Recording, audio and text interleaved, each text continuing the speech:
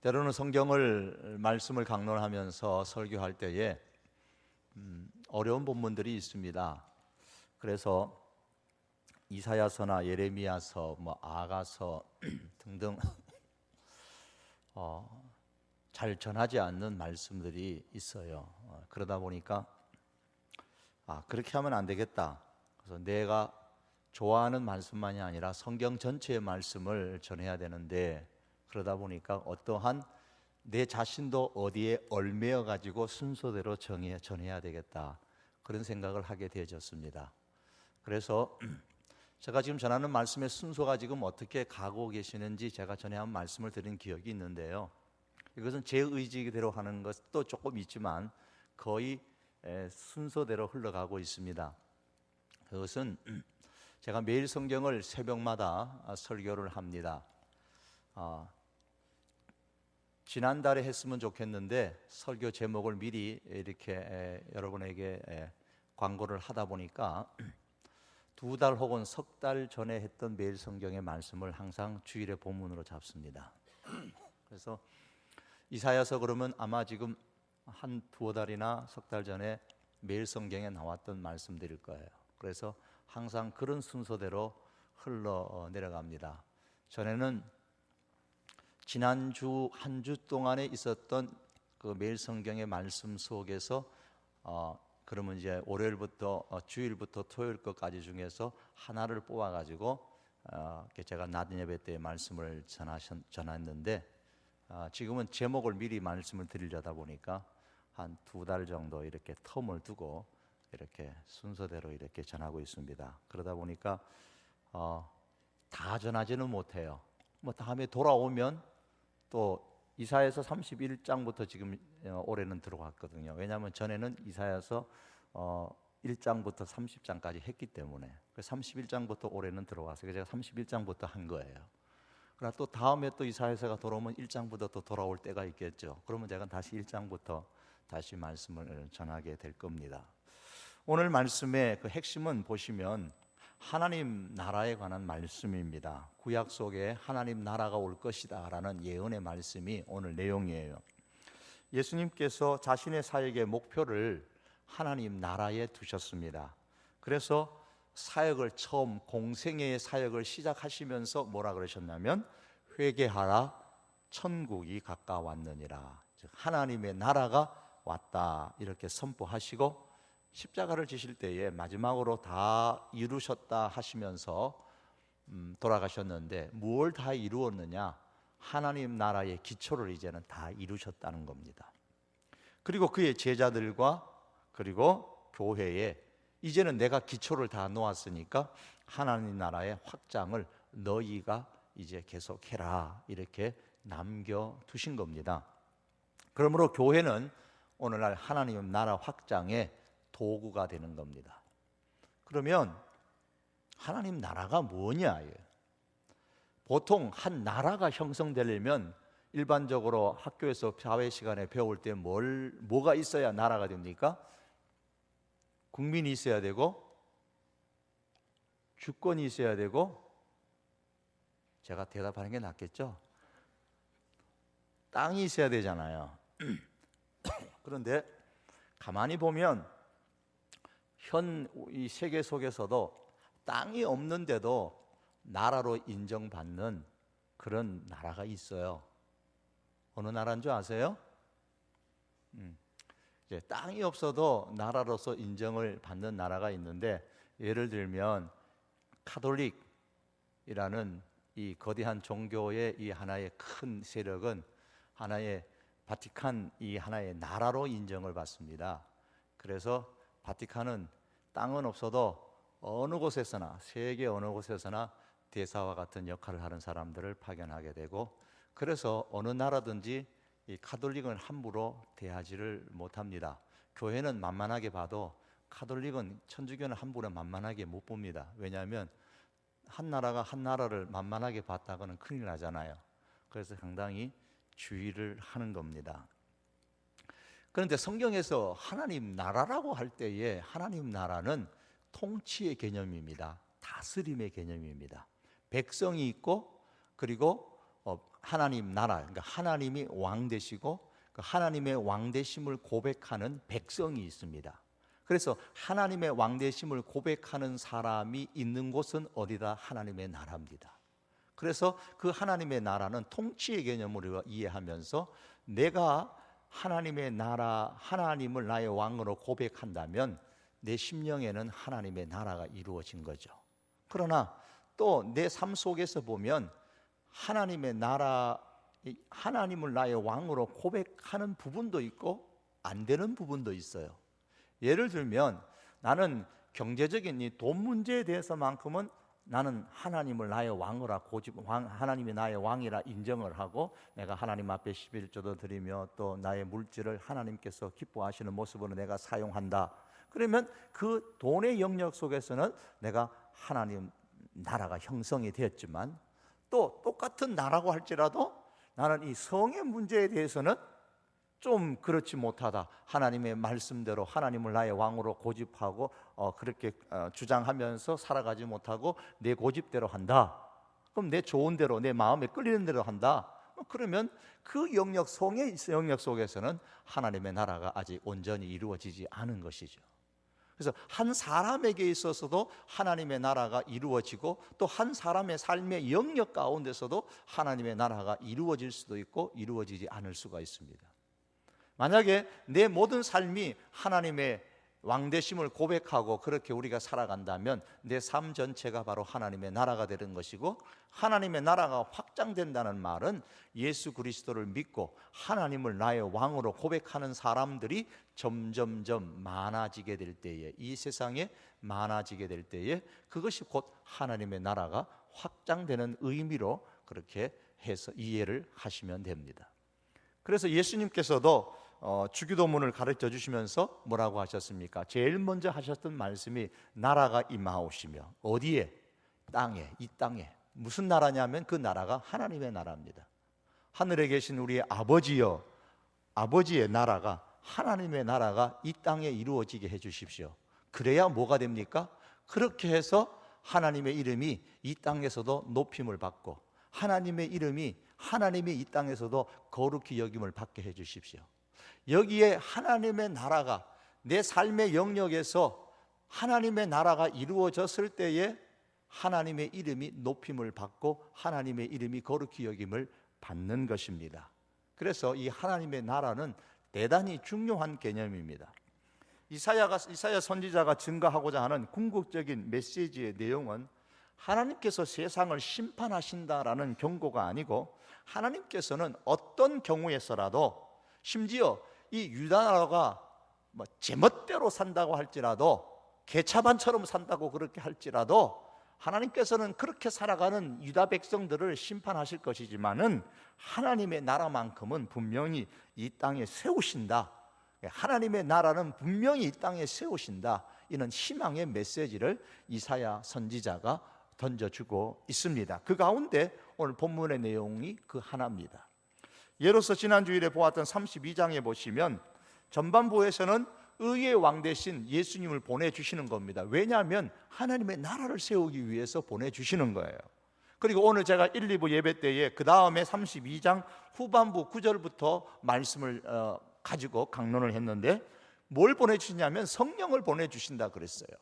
왜 성령을 보내주시냐? 그 역시 하나님의 나라를 이루기 위한 겁니다. 그래서 의의 공의의 왕 대신 예수 그리스도를 보내주시고 그 다음에 성령의 충만하심을 우리 가운데 보내주시는 것은 이 모두가 하나님의 나라를 이 땅에 세우기 위한 겁니다.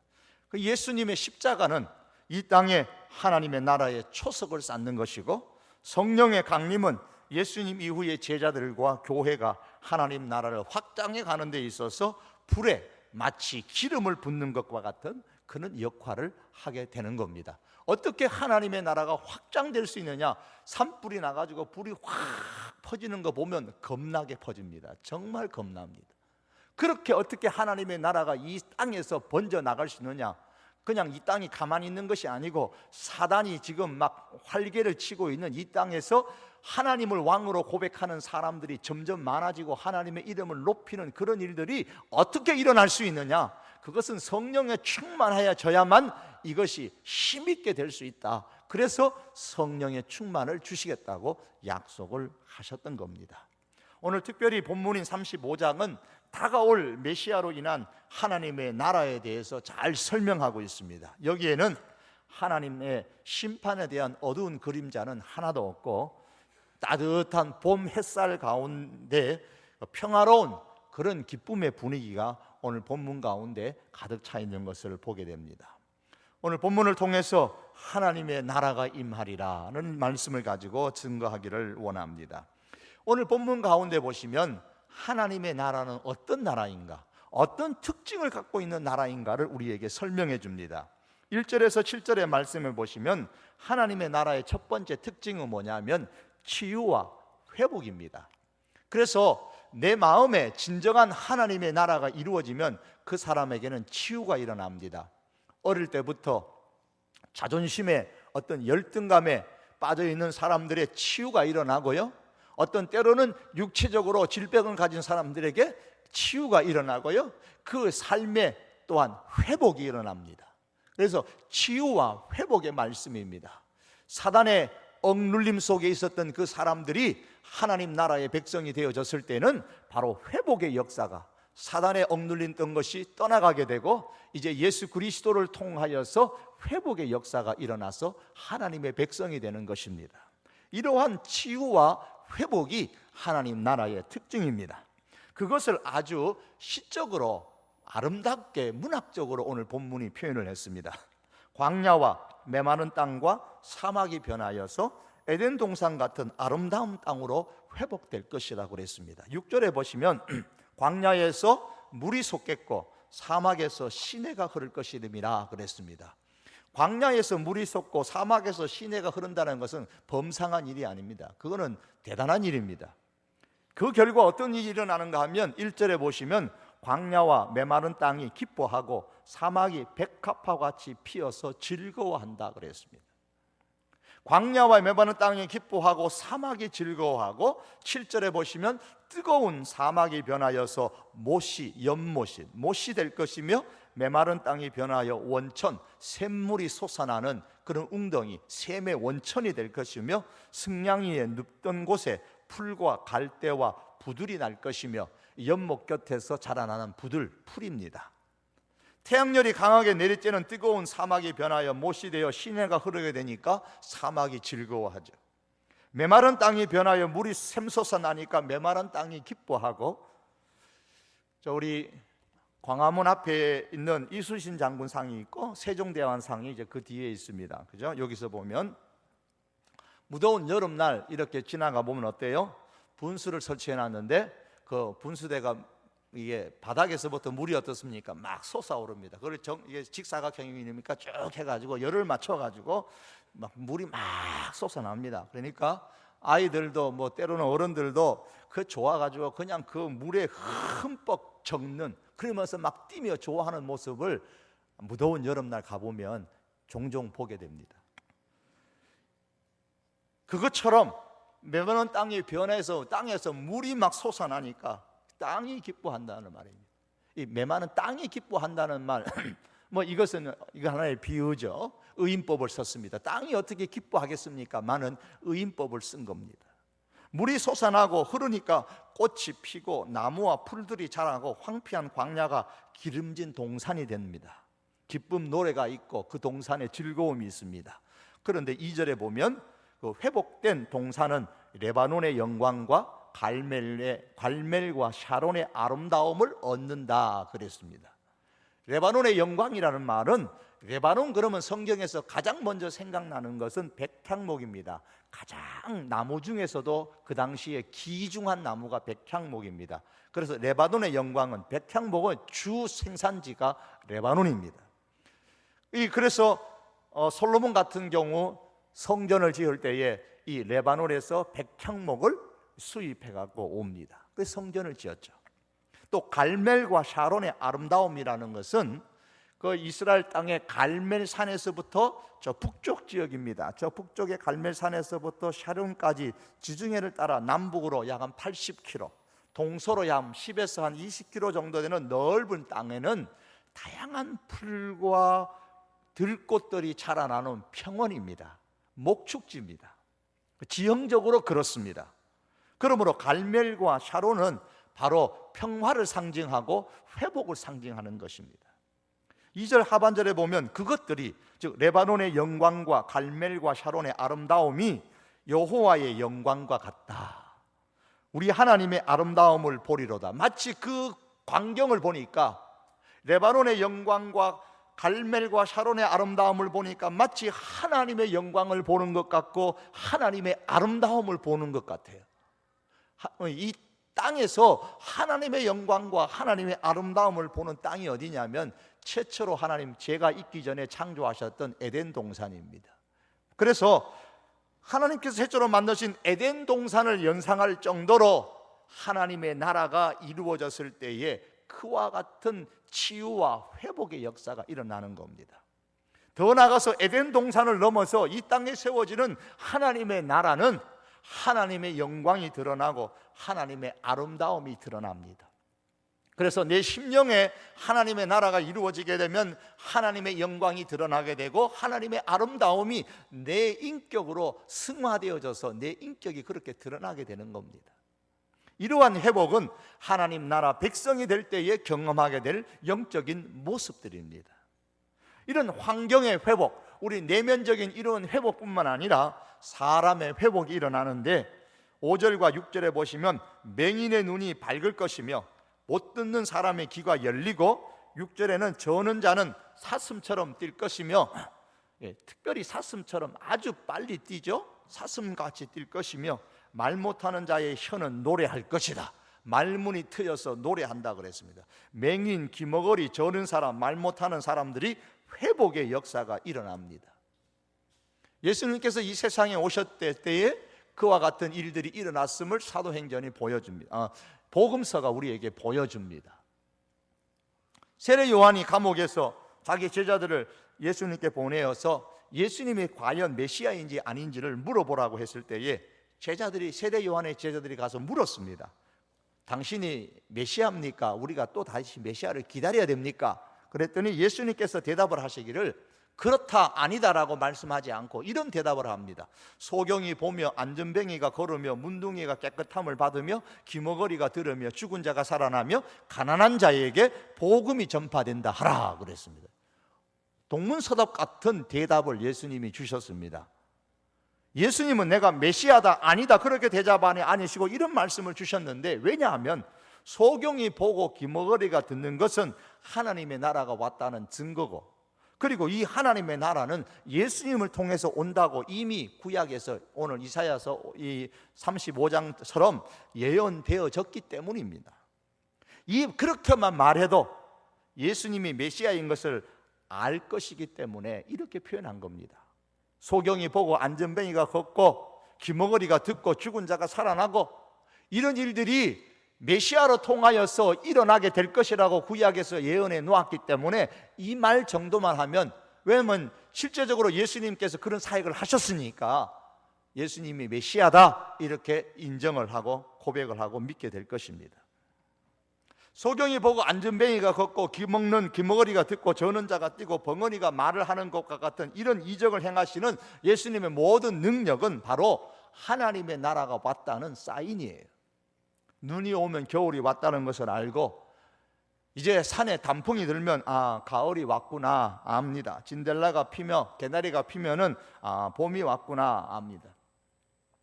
제가 최근에 알았던, 전에는 그냥 건성으로 알았는데 최근에 분명히 알았던 것은, 제가 주목하면서 잘 살펴보니까 제 집에 근처에 이제 나무가 있어가지고 나무에 매미들이 참 많아요.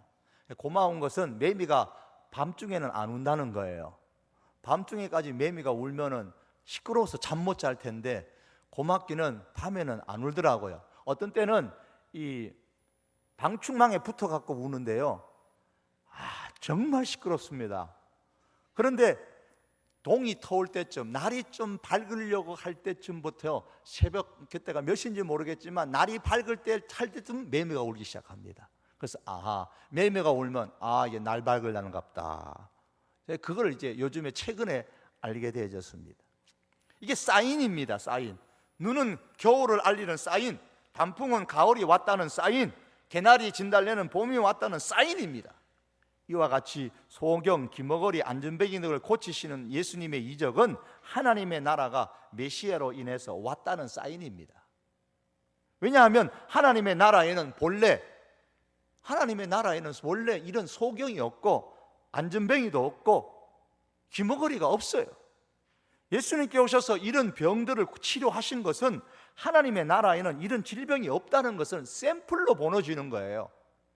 예수님께서 이 세상에 오셔가지고 그 당시에 그 많은 기머거리들, 소경들, 안전뱅이를 다 고치셨습니까? 죽은 자들을 다 살리셨습니까? 아니에요. 소수를 살렸을 뿐입니다. 그들 중에. 왜 소수를 살리셨느냐 하면 그냥 사인을 보여주기 위해서 소수만 살리신 거예요. 단순히 불쌍하기 때문에 살려준 것이 아니라 하나님의 나라가 왔다는 사인을 보여주기 위해서 살려주신 겁니다. 기적의 역사를 일으키신 겁니다. 죄로 말미암아 죽음이 왔는데 죽은 자가 살아났다는 말은 하나님의 나라가 왔다는 확실한 증거입니다. 죄가 물러나고 하나님에게 나라가 왔다는 사인이에요. 예수님께서 죽음을 이기시고 살아나신 것은 바로 하나님의 나라가 왔다는 가장 확실한 증거임, 사인입니다. 또한 예수님은 가난한 사람에게 복음이 전파된다 하라 그렇게 말씀하셨습니다. 이것은 하나님의 나라는 하나님의 말씀과 더불어 온다는 말씀입니다. 하나님의 나라는 하나님의 말씀으로 풍성한 나라입니다. 그래서 내 심령에 하나님의 나라가 이루어지게 될 때에 어떻게 오느냐?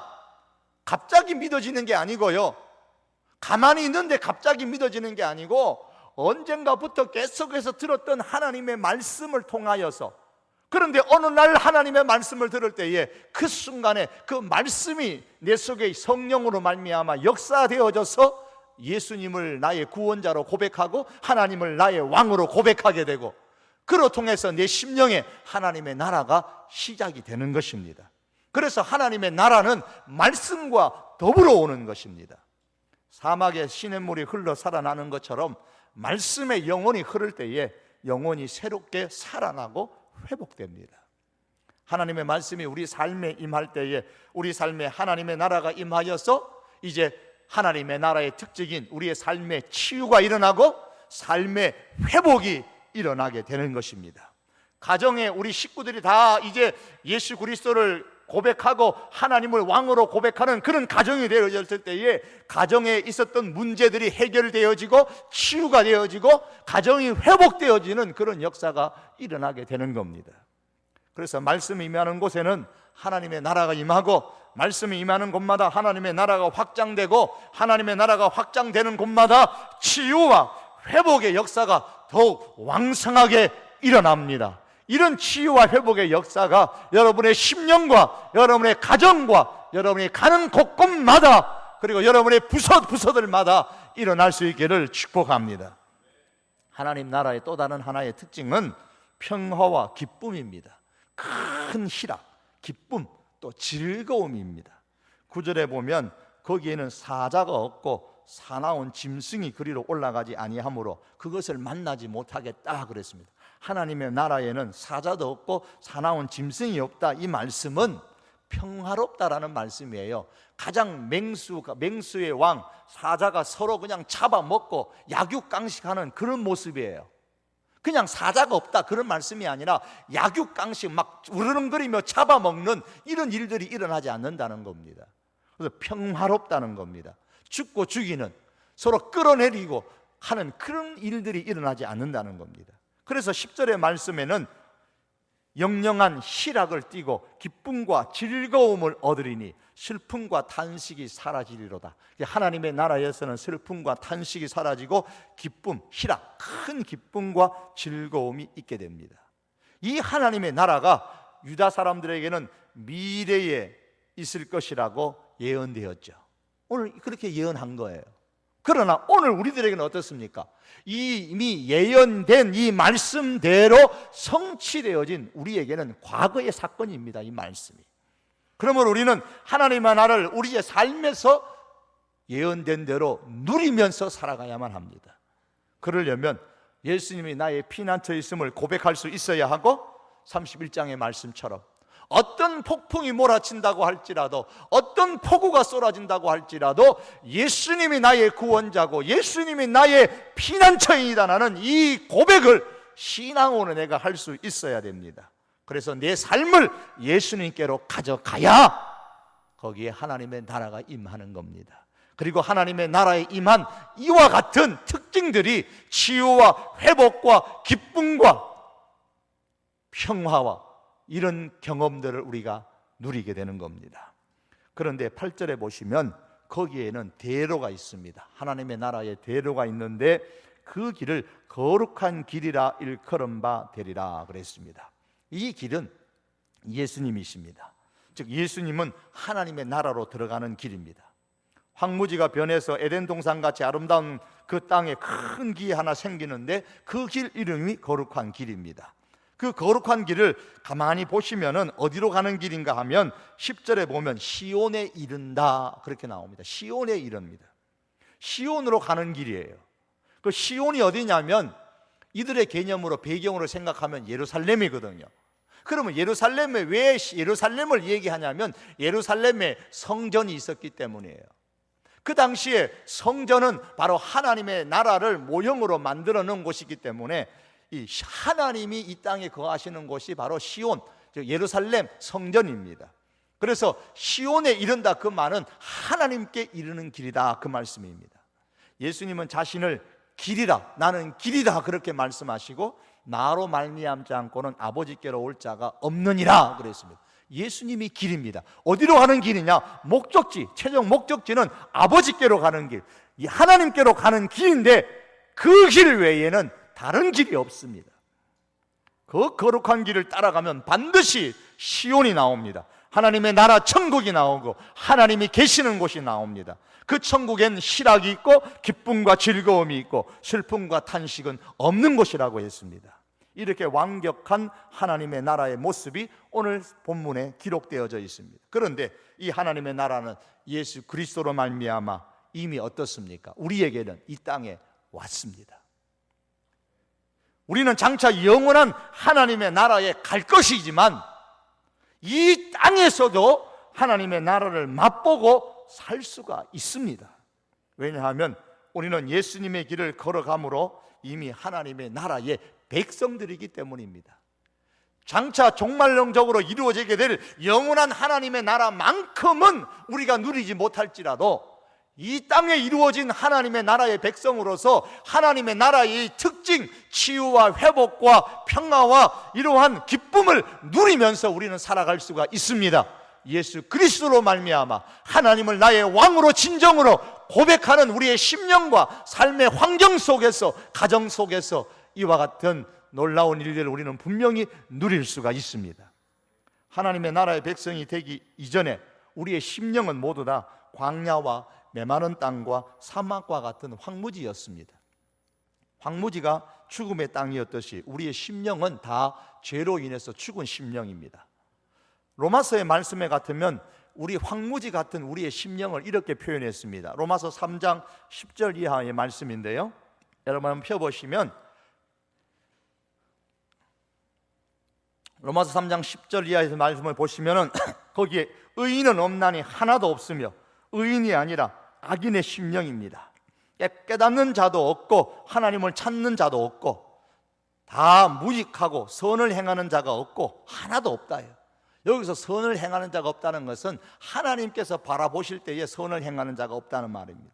목구멍은 열린 무덤이고 혀는 속이고 입술은 독사의 독이 있고 입에는 저주와 악독이 가득하고 발은 피 흘리는 데 빠르고 파멸과 고생은 그 길에 있고 평강의 길은 알지 못하고 저희 눈앞에는 하나님을 두려워하지 않습니다.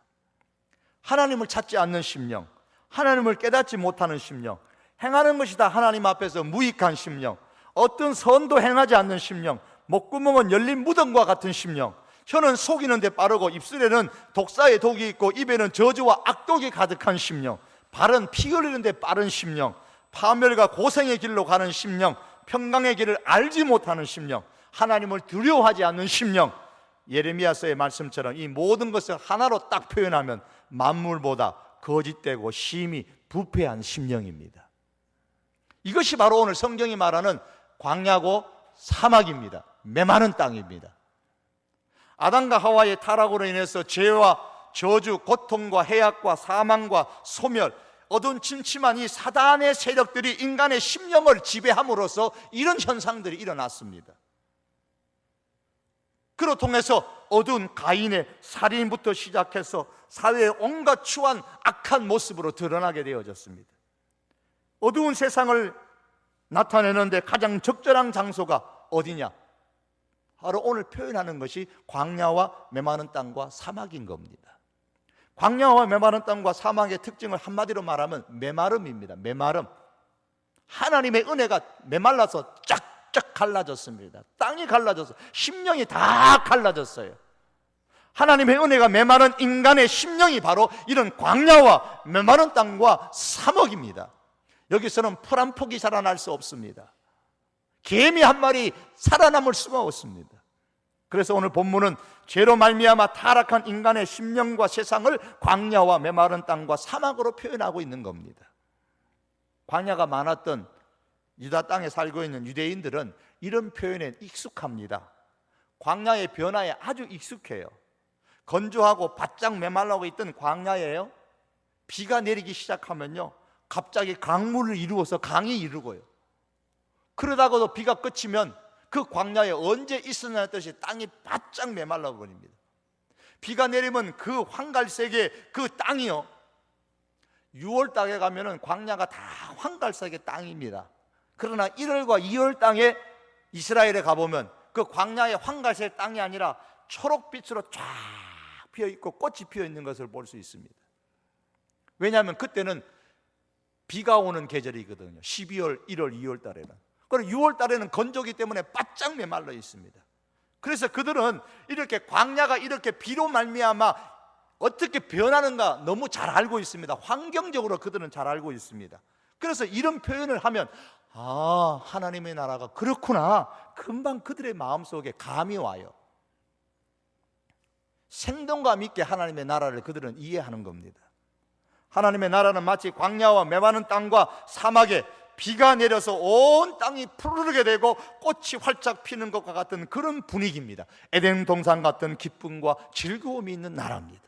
어떻게 이렇게 변할 수 있느냐? 광야와 메마른 땅과 사막이 변하는 것은 하늘에서 내리는 비 때문이지만 죄악된 사람과 세상의 이 광야와 메마른 땅과 사막은, 이것이 하나님의 나라로 변하려면 하늘에서 내려오는 메시아 예수 그리스도의 은혜가 있어야 됩니다. 이것은 바로 십자가로 통해서 시작되어지고 계속해서 성령의 부으심으로 통해서 이 땅에 하나님의 나라는 확장되어져 가고, 성령의 강물이 흘러가는 곳마다, 에스겔은 이미 여러분과 더불어 보았던 성령의 강물이 흘러가는 곳마다 생명이 살아나는 하나님 나라의 역사가 일어나는 겁니다. 그래서 8절에 보시면은 거룩한 길에 걸어가는 사람만이 회복된 하나님의 나라를 누릴 수 있다 그랬습니다.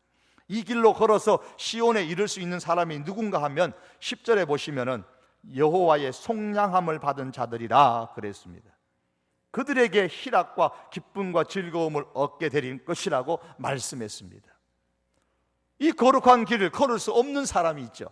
8절에 보시면 깨끗하지 못한 사람, 우매한 사람이라 그랬습니다. 깨끗하지 못한 사람, 우매한 사람은 못 걸어갑니다. 그런 사람이 어떤 사람입니까? 이미 8절과 10절에서 그 대답을 주고 있어요.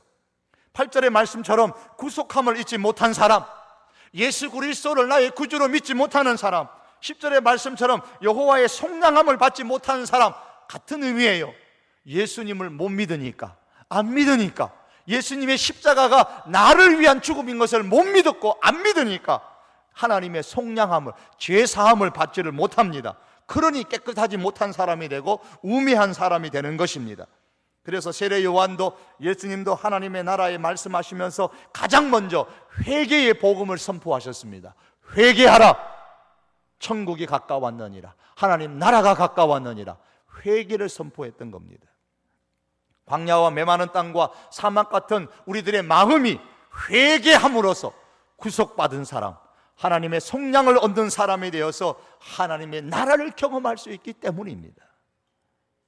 죄로 말미암아 인간과 사회가 광야와 메마른 땅과 사막같이 되어버렸는데 이제 그 죄가 예수님의 십자가로 말미암아 제거됨으로써 광야와 메마른 땅과 사막이 아름다운 땅으로 회복된 것 같이 우리 인간의 심령도 회복되어져서 하나님의 나라가 이루어지고 거기에 평화와 기쁨과 치유와 회복의 역사가 일어나게 되는 것입니다. 이런 은혜를 누릴 수 있기를 바랍니다. 우리 사랑하는 청년 여러분, 청장년 여러분, 그리고 성도 여러분, 하나님의 나라의 사람, 바로 하나님의 나라의 백성들이 우리들입니다. 세상 나라의 사람의 평화와 기쁨은 1차적으로 환경에 의해서 결정적인 영향을 받지만 하나님의 나라의 백성인 우리들은 평화와 기쁨과 즐거움의 제일 원인이 어디서 오느냐? 죄사함에서부터 얻는 겁니다. 죄사함은 예수님의 십자가의 능력이 보여주는 첫 번째 은혜입니다. 십자가의 능력의 첫 번째는 우리의 모든 죄를 사해 주시는 은혜입니다. 어떻게 광야와 메마른 땅과 사막이 에덴 동산같이 아름다운 땅으로 회복될 수 있습니까? 죄사함을 주시는 십자가의 능력 이외에는 달리 설명할 길이 없습니다. 조셉 스크라이브라는 사람이 작곡한 찬송가 중에 죄짐 맡은 우리 구주라는 것이 있죠. 이 스크라이브는 2번의 약혼식을 올렸어요. 한 번도 결혼을 하지 못했습니다. 약혼식은 2번 했는데 한 번도 결혼을 하지 못했어요. 첫 번째 약혼녀는 결혼 전날에 데이트를 하러 나오다가 강물에 빠져서 그만 익사해버려갖고 결혼식을 못했습니다. 그래서 약혼녀를 잃은 슬픔에 그가 고향을 떠나서 캐나다로 갔어요. 10년 후에 그곳에서 만난 새로운 여인하고 약혼을 했는데 그 약혼녀마저도 병으로 그만 죽어버렸습니다. 그만 시리에 빠져서 다시 고향 스코틀랜드로 돌아왔습니다. 아들을 염려하고 있는 아마 보니까 어머니가 아이고 야가기 어떡하려나 너무 염려가 되죠. 그러니까 이 어머니를 향해서 이 스크라이브니 얘기합니다. 아들이 얘기합니다. 어머니, 제게는 가장 좋은 친구가 있어요. 그러니 걱정하지 마세요. 그렇게 말하면서 자신이 만든 노래를 들려줍니다. 어머니에게. 2번이나 약혼녀를 잃고서도 이 노래를 부르면서 친구이신 예수님에 대한 신뢰를 고백하는 노래입니다. 이런 진실하신 친구 찾아볼 수 있을까? 우리 약함하시오니 어찌하지 않을까? 죄짐 맡은 우리 구주 어찌 좋은 친구인지 걱정 근심 무거운지 우리 주께 맡기세. 3절 후반절의 끝에 보면 예수 품에 안기어서 참된 위로 받겠네. 이런 고통 속에서 피어났던 노래가 이 찬양입니다. 여러분, 우리의 삶의 가운데서 때로는 이정표를 잃어버릴 때가 있습니다. 정말 내가 이 희망 가지고 살아왔는데 이 희망을 잃어버릴 때가 있어요. 나 이제 어떡하지? 죽는 것밖에 딴 거 없잖아. 그런 상황이 왔을 때에 이정표를 잃은 뒤에도 찾아야 할 사람이 있습니다. 2번의 약혼을 해서 2번의 약혼녀를 다 잃어버려도 이 사람이 고백했던 것은 진정한 나의 친구 되신 예수님으로 통해서 내가 위로받는다. 바로 죄인의 친구가 되어주신 예수 그리스도이십니다. 인생의 희망을 때로 잃어버릴지라도 목표를 잃어버릴지라도 예수 그리스도를 잃지 말고 예수 그리스도가 나의 죄를 사해 주신 나의 친구요 나의 구원자이심을 고백할 수 있기를 바랍니다. 그 속에 하나님의 나라가 임하고 이전에 어떤 상황 가운데 있을지라도 하나님의 나라가 임하면 그 심령에 위로가 있고 치유가 있고 삶이 회복되어지고 평화가 있고 즐거움이 회복되는 것입니다. 이런 은혜가 여러분들에게 있기를 주님의 이름으로 축복합니다. 기도하시겠습니다. 우리 다 같이 한번 기도하십시다. 하나님, 우리가 찬양했고 오늘 말씀해 주시는 것처럼 주여 내 심령에 하나님의 나라가 이루어지게 하옵소서. 예수님을 나의 구주로 고백하게 하시고 나의 죄를 사해 주신 분으로 고백하고 받아들이게 하시고 성령께서 이렇게 역사하여 주셔서 내 심령에 하나님의 나라가 이루어지고 내 삶의 일부분만 하나님의 나라가 이루어졌다면 내 삶의 모든 영역에 하나님의 나라가 이루어지게 하옵소서. 우리 청년부를 통하여서 우리 청년부를 통하여서 우리 청장년부를 통하여서 우리 교회를 통하여서 하나님 이 땅에 하나님의 나라가 더욱더 확장되게 하옵소서. 하나님을 왕으로 고백하는 사람들이 더욱 많이 일어나게 하여 주옵소서. 우리 이를 위해서 다 같이 한번 통성으로 기도하시겠습니다. 살아계신 우리 하나님 아버지, 저희가 주님 앞에 간절히 원합니다. 이미 이사야를 통하여서 하나님이여 이 땅에 하나님의 나라가 올 것이라고 말씀하였습니다.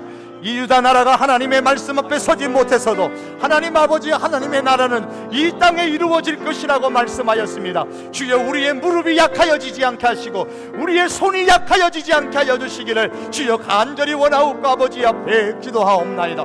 하나님 아버지, 원하오니 우리 청년들의 심령에, 청장년들의 심령에, 우리 성도들의 심령에 하나님의 나라가 이루어지게 하옵소서. 예수님 역사하셔서 예수님이 나의 구주로 아버지 내 마음에 확실히 자리 잡아주시기를 원하옵고 기도하옵나이다. 성령 하나님이여, 오늘 이 시간에 역사하여 주시기를 원합니다. 하나님의 사람들에게 임하여 주시기를 원합니다. 예수님이 나의 구주인 것이 고백되는 역사가 일어나게 하여 주시기를 원합니다. 아버지 하나님, 그뿐만 아니라 내 삶의 일부뿐만 아니라 내 삶의 모든 영역이 하나님의 나라로 이루어지게 하시고 왕 되신 하나님 앞에 순종하는 내 삶의 영역이 되게 하여 주시옵소서. 아버지 하나님, 우리 청년부와 이 청년부와 청장년부와 또한 이 청년부와 하나님 아버지 우리 교회를 통하여서 이 땅에서 하나님의 나라가 점점 확장되게 하시되 이 서울 땅에 하나님의 나라가 우리 교회를 통하여 청년들을 통하여 청장년들을 통하여 더욱 확장되는 역사가 일어날 수 있도록 우리 하나님 아버지여 도우시고 축복하여 주시기를 간절히 원하고 기도합니다. 이와 같은 역사를 일으켜 주시옵소서. 예수님의 이름으로 기도합니다.